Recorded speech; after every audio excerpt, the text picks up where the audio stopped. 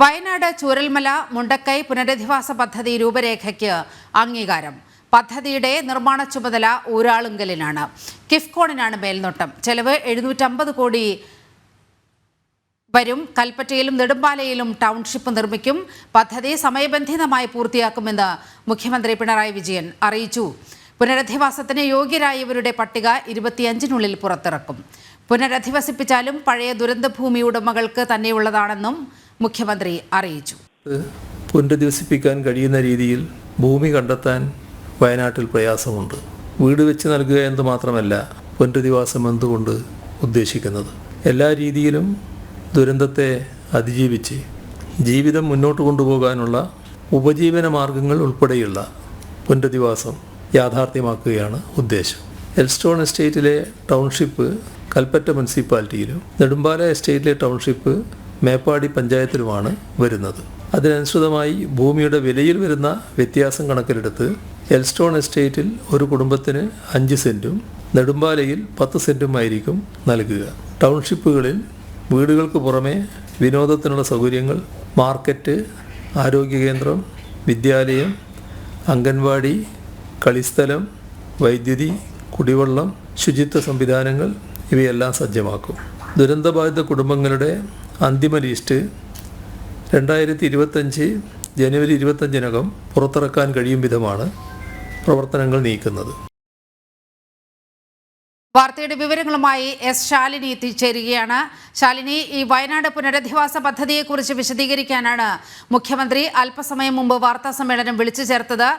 ഈ പദ്ധതിയെക്കുറിച്ച് എന്തെല്ലാം കാര്യങ്ങളാണ് അദ്ദേഹം വ്യക്തമാക്കിയത്?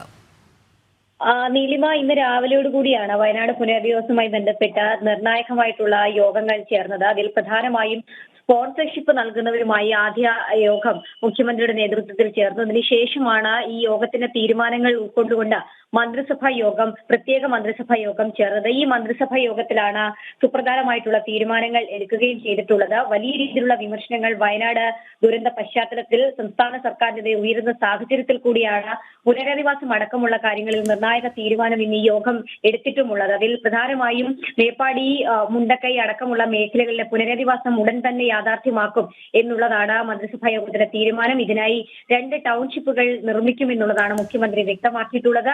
രാജ്യം കണ്ട ഏറ്റവും വലിയ ദുരന്തമാണ്. സ്വാഭാവികമായും മുണ്ടക്കൈ ചൂരൽമല മേഖലയിലെ ആളുകളെ പുനരധിവസിപ്പിക്കുക അതീവ ഘടകമായ ഒരു കാര്യമാണ്. അതുകൊണ്ട് തന്നെ ഈ 2 മേഖലകളിലെ ആളുകളെ താമസിപ്പിക്കാനായി 2 ടൗൺഷിപ്പുകൾ പ്രധാനപ്പെട്ട 2 സ്ഥലങ്ങളിലായി ഉണ്ടാക്കുമെന്നുള്ളതാണ് മുഖ്യമന്ത്രി വ്യക്തമാക്കിയിട്ടുള്ളത്. കോട്ടപ്പടി വില്ലേജിലെ നെടുമ്പാല എസ്റ്റേറ്റും ഒപ്പം തന്നെ കൽപ്പറ്റ വില്ലേജിലെ എൽസ്റ്റോൺ എസ്റ്റേറ്റുമാണ് ടൗൺഷിപ്പിനായി സർക്കാർ തെരഞ്ഞെടുത്തിരിക്കുന്നത്. 2005-ലെ ഡിസാസ്റ്റർ മാനേജ്മെന്റ് നിയമം വഴി ഭൂമി ഏറ്റെടുക്കൽ തീരുമാനിച്ചിട്ടുണ്ട്. ഇതിന്റെ നടപടിക്രമങ്ങൾ പുരോഗമിക്കുന്നു എന്നുള്ളതാണ് മുഖ്യമന്ത്രി വാർത്താ സമ്മേളനത്തിൽ വ്യക്തമാക്കുകയും ചെയ്തിട്ടുള്ളത്. ടൗൺഷിപ്പിനായി ഏറ്റെടുക്കുന്ന ഭൂമി സംബന്ധിച്ച വിഷയത്തിൽ ഹൈക്കോടതിയുടെ സർക്കാരിന് അനുകൂലമായി ചില വിധികൾ പ്രസ്താവിച്ചിട്ടുണ്ട്. ഇതടക്കം പരിഗണിച്ചുകൊണ്ട് നിർമ്മാണ പ്രവർത്തനങ്ങൾ ഉടൻ തന്നെ ആരംഭിക്കുമെന്നുള്ളതാണ് മുഖ്യമന്ത്രി വ്യക്തമാക്കുകയും ചെയ്തിട്ടുള്ളത്. എൽസ്റ്റോൺ എസ്റ്റേറ്റിൽ 58.50 ഹെക്ടറും നെടുമ്പാല എസ്റ്റേറ്റിൽ 48.96 ഹെക്ടറുമാണ് ഭൂമി ഏറ്റെടുത്ത ഭൂമിയിൽ പ്ലാന്റേഷൻ മുന്നോട്ട് കൊണ്ടുപോകാൻ അനുമതി നൽകും. ഒപ്പം തന്നെ വലിയ രീതിയിലുള്ള നിർമ്മാണ പ്രവർത്തനങ്ങൾ അവിടെ നടക്കും.